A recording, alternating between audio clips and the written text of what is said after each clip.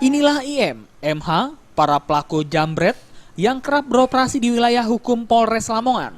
IM, pelaku yang masih berumur 16 tahun ini, langsung menjalani penyidikan di salah satu ruang Polres Lamongan setelah berhasil ditangkap polisi. Di hadapan petugas, IM mengaku bersama rekannya MH yang terpaksa dilumpuhkan dengan timah panas saat hendak diringkus karena berusaha melarikan diri. Dirinya telah melakukan aksi kejahatan sebanyak 8 kali. Menurut IM, selama menjambret, dirinya berperan sebagai joki.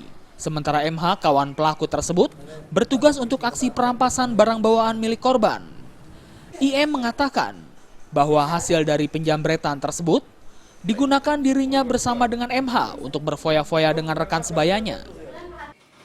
8, Pak. Hah? 8 kali? Ya, Itu sama siapa? sama teman saya. Nah, terus sama dari hasil copet ini untuk apa? Jambret itu?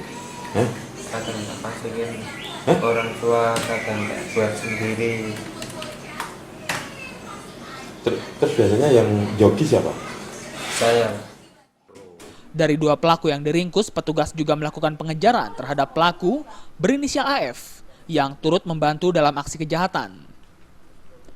Dari perbuatan kawanannya tersebut, pelaku diancam pasal 362 dengan hukuman 5 tahun kurungan penjara. Dari Lamongan, Jawa Timur, Muhammad Basoir melaporkan.